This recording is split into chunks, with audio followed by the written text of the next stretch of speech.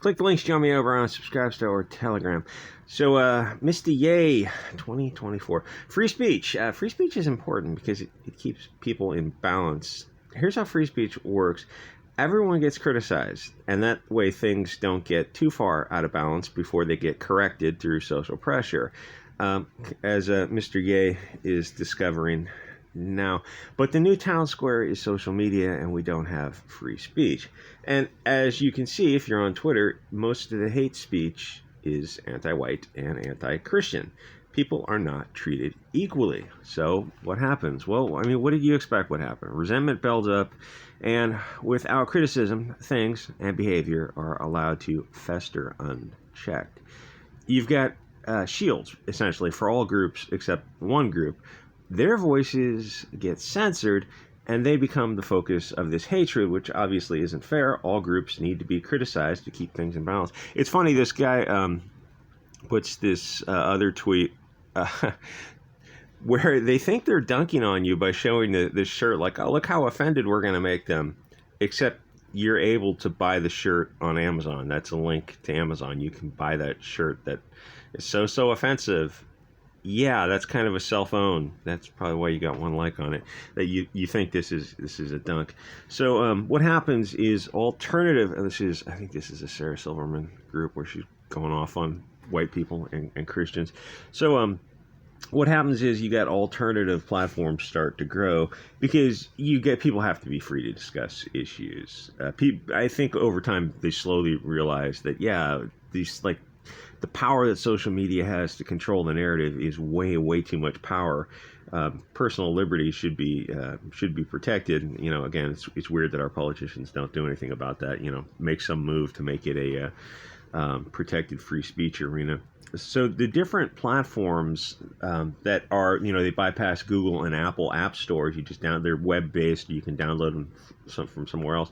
They seem to focus on these protected groups a lot because it's the only place criticism is allowed, and as a consequence, Twitter becomes a far-left, hate-filled echo chamber, which is dangerous because all the politicians and mainstream media are on it, and they're influenced by it, and they're influencing it, and they're directing all their hatred at people like you and I because we don't have free speech to defend ourselves.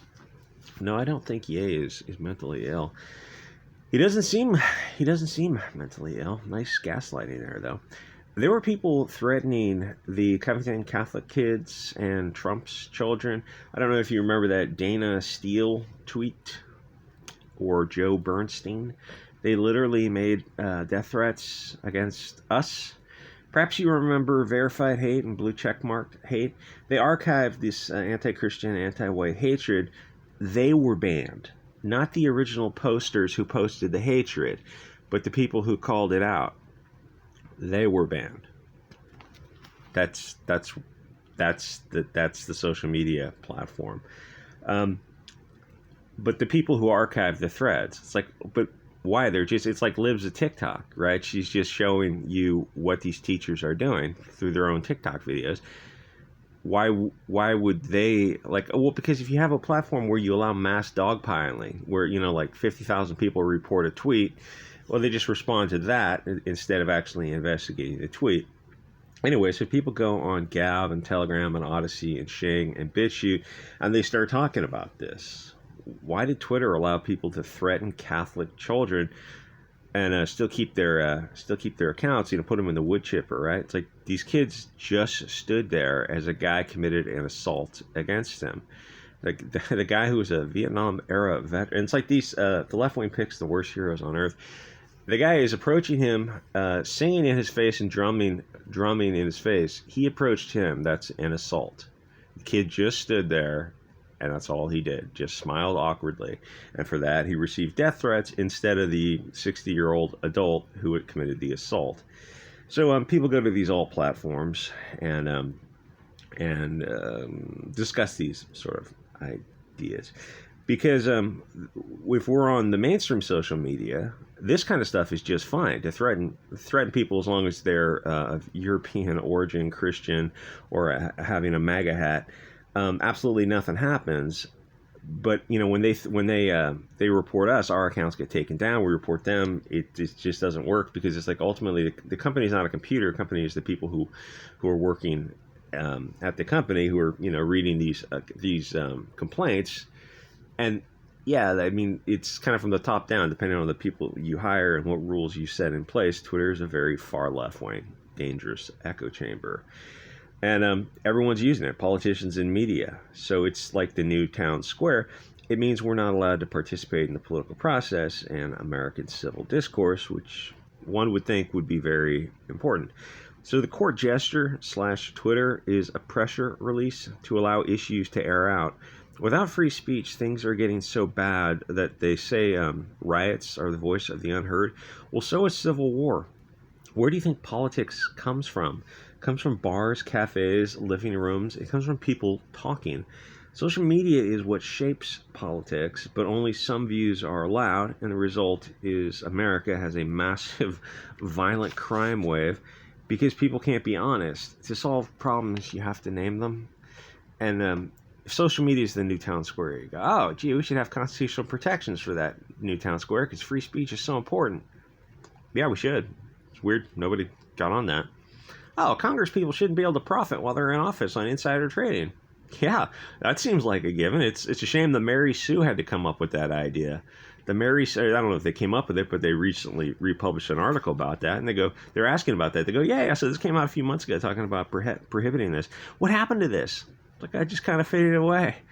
Oh, hashtag me too. I'll get those Weinsteins out of Hollywood. What happened to that? Oh, kind of faded away. Oh, huh. So when the left comes out with an idea, but it turns out to be an own goal, it just kind of fades away. It's like, it doesn't seem like you have principles at all. You're willing to overlook almost anything as long as it's on your side. But when you see a Catholic kid who's just standing, and you look at one photograph, and it's the CNN, it's like, what do you think CNN and MSNBC had to settle? Because they had a dozen videos of this from all angles. They knew what happened. The Indian guy approached him and assaulted him. Assaulting is the imminent apprehension of imminent battery, harmful, offensive touching. The guy committed an assault against his child, and CNN knew that, but they showed only one version of the video, the close-up version, where you just see one guy drumming and singing in some guy's face. That's the assault, and a kid just standing there with a MAGA hat on. And the CNN, if they showed the whole video, the kid would have been a hero because he stood his ground. He just stood there and he didn't move. CNN knows what they're doing. They directed all this hatred. And so, if the mainstream media had to pay out hundreds of millions of dollars in crafting this narrative, they don't care.